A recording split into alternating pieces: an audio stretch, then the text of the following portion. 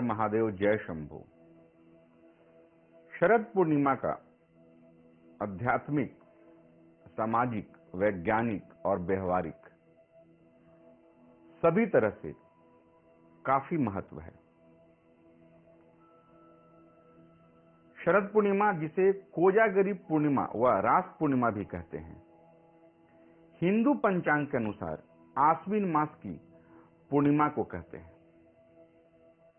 ज्योतिष के अनुसार पूरे वर्ष में केवल इसी दिन चंद्रमा 16 कलाओं से परिपूर्ण होता है। साल के 12 महीनों में यह पूर्णिमा ऐसी है जो तन, मन और धन तीनों के लिए सर्वश्रेष्ठ होता है। इस पूर्णिमा में चंद्रमा की किरणों से अमृत की वर्षा होती है। वहीं देवी महालक्ष्मी अपने भक्तों को धन्य धान से भरपूर करती हैं, परिपूर्ण करती हैं। दरअसल शरद पूर्णिमा का एक नाम कोजागरी पूर्णिमा भी है, यानी लक्ष्मी जी पूछती हैं कौन जाग रहा है। अश्विनी महीने की पूर्णिमा को चंद्रमा अश्विनी नक्षत्र में होता है, इसलिए इस महीने का नाम अश्विनी पड़ा है। वायु पुराण में चंद्रमा जल का कारक माना जाता है। आयुर्वेदाचार्य साल भर इस पूर्णिमा का इंतजार करते हैं। जीवनदायिनी रोगनाशक जड़ी बूटियों को शरद पूर्णिमा की चांदनी में रखते हैं। अमृत से नहाई इन जड़ी बूटियों से जब दवा बनाई जाती है तो वह रोगी के ऊपर तुरंत असर करती है। चंद्रमा को वेद पुराणों में मन के समान माना गया है। प्राचीन ग्रंथों में भी चंद्रमा को औषधीय यानी औषधियों का स्वामी कहा गया है। शरद पूर्णिमा को रास पूर्णिमा भी कहा जाता है। शास्त्रों के अनुसार जब वृंदावन में भगवान कृष्ण महारास रचा रहे थे तो चंद्रमा आसमान से सब देख रहा था और वह इतना भाव विभोर हुआ कि उसने अपनी शीतलता के साथ पृथ्वी पर अमृत की वर्षा आरंभ कर दी। हिंदू धर्म में इस दिन कोजागर व्रत माना गया है। इसी को कौमुदी व्रत भी कहते हैं। मान्यता है कि इस रात्रि को चंद्रमा की किरणों से अमृत झड़ता है। तभी इस दिन उत्तर भारत में खीर बनाकर रात भर चांदनी में रखने का विधान है।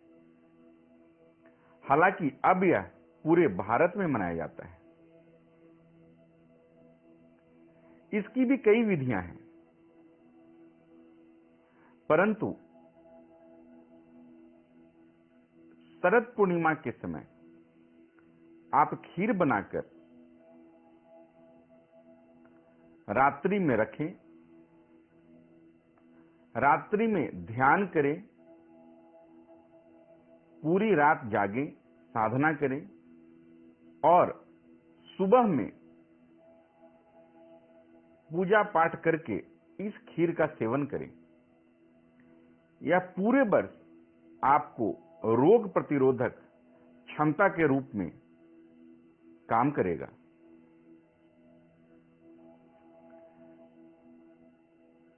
एक कथा जो बहुत ज्यादा प्रसिद्ध हुआ है, शाम में पूजा के समय लोग इस व्रत कथा को सुनते हैं, महालक्ष्मी की पूजा के और कुबेर की पूजा के उपरांत। जो कथा इस प्रकार है।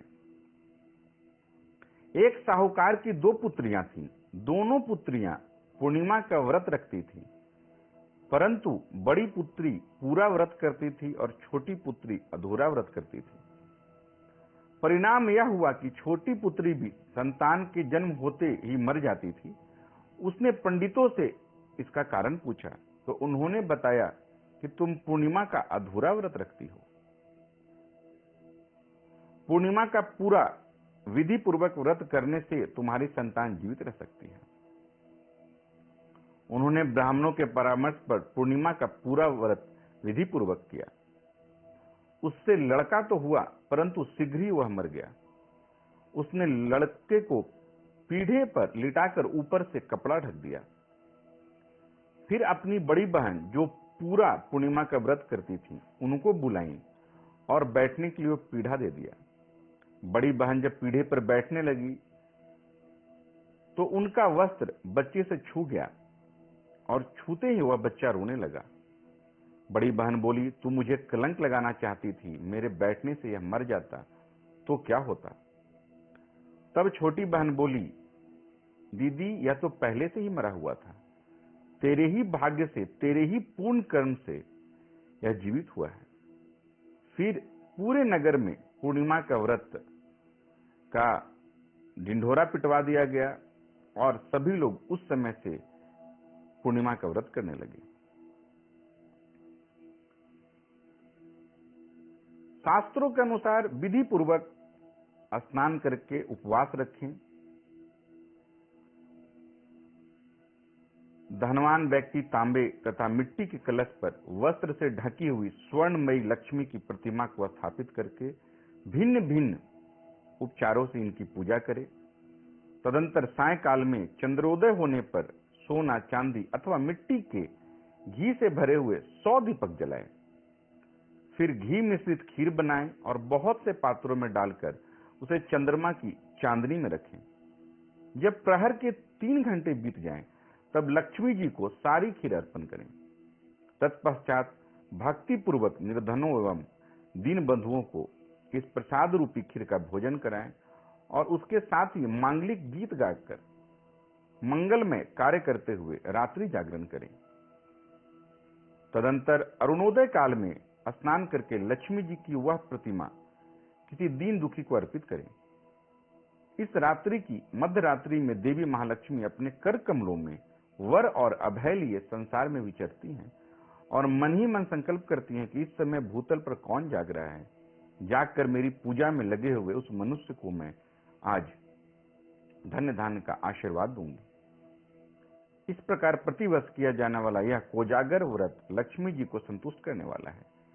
वो इससे प्रसन्न हुई मां लक्ष्मी इस लोक में तो समृद्धि देती ही हैं, शरीर का अंत होने पर परलोक में भी सद्गति प्रदान करती हैं।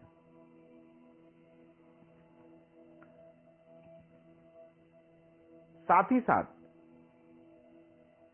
शाम में, रात्रि के प्रहर में आप पूजा पाठ करने के उपरांत ध्यान करना न भूलें।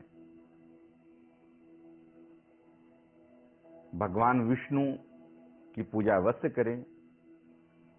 हो सके तो शिव मंदिर जाएं, महादेव की आराधना करें, चंद्र की भी पूजा करें। साथ में कुबेर और लक्ष्मी की पूजा अवश्य करें।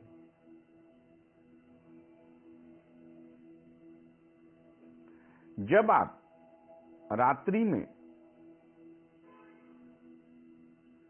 साधना करने के लिए, ध्यान करने के लिए खुले स्थान पर बैठें जहां चंद्रमा की चांदनी आपके शरीर पे पड़े, उस समय कपूर और लौंग जलाकर चंद्रमा को प्रणाम करें। उसके उपरांत ही ध्यान साधना आरंभ करें। महादेव की, मां लक्ष्मी की कृपा आप पे सदैव बनी रहे। हर हर महादेव, जय शंभू।